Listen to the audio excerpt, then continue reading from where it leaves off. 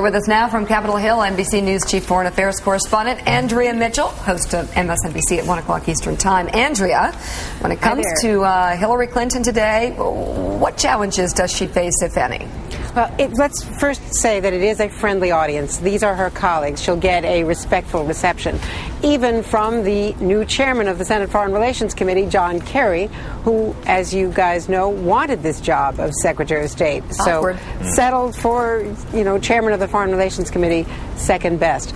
That said, they really want to know, how is she going to deal with potential conflicts of interest, current and past conflicts of interest that have to be examined, they feel, because even John Kerry, a Democrat, the chairman, and Dick Lugar, her friend and the ranking Republican, say that she has not answered enough questions in the letters that David Kendall, her attorney, recently, in the last couple of days, sent to the Senate members and also to the State Department lawyers, saying that they would disclose foreign governments once a year who materially increased their contributions to Bill Clinton's many foundations, charitable foundations. This is not personal money, we should point out. These are the Clinton foundations and the various charitable trusts that are doing Andrea, good work around the world. Actually, let me read the Wall Street Journal editorial today and have you expand on it a little bit more.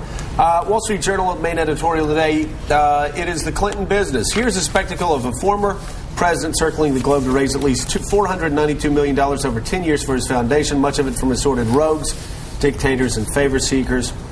We're supposed to believe that none of this and none of his future fundraising will have any influence on Mrs. Clinton's conduct as Secretary of State. The silence over this itself is remarkable. When Henry Kissinger was invited merely to co-chair the 9/11 Commission, the political left went bonkers over his foreign clients. In this case, we have a Secretary of State nominee whose husband may have yet raised more than $60 million from various Middle East grandees, and Washington reacts with a yawn. Maybe someone will even ask it about her nomination hearing today. Andrea, from what you're saying, it doesn't sound like there's a yawn there. It sounds like Republicans and Democrats are concerned about this. They're going to ask the questions. No, I'm not suggesting that there is going to be an obstacle blocking this confirmation. I don't think that's likely.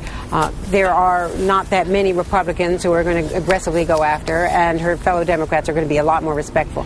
But that said, they've got these letters from her attorneys, and Joe and Mika and Pat and Willie, they don't like the answers. They don't like the fact that new contributors, only new contributors and those who have materially increased their contributions have to be listed. And if the listing is only once a year, they want to know what these contributions are in real time when they are received. And so they want to tighten those loopholes. And I think she's going to be pressed to come forward with a different framework for how she's going to disclose this. Yeah, Andrea, obviously we don't want to overgeneralize, but Bill Clinton not always seen it as being the most disciplined man politically. Forget personally, let's just talk politically.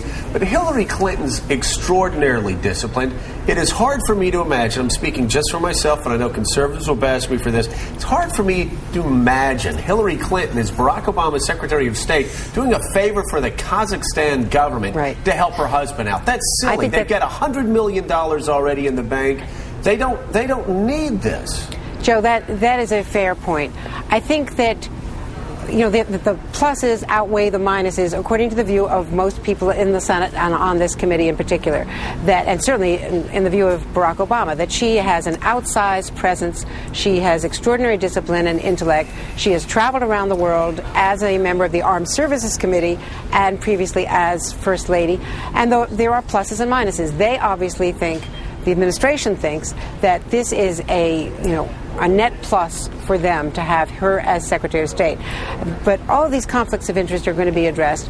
And we should also point out that the foundation, the charitable trusts, are doing extraordinary things on tsunami relief and AIDS relief in Africa. I mean, these are good works, but what the senators want to know is, what about the Saudi contributions, hundreds of millions of dollars? Will that affect her Middle East negotiations? That said, the interesting stuff today is also going to be, this is the first we're going to hear from the new team. We only have one president at a time. This is the first you're going to hear from them as how she would outline an approach to Gaza, a shooting war that they're inheriting. So this is going to be pretty good stuff. It's going to be fascinating, it will be. Andrea, thank you so much for being with us.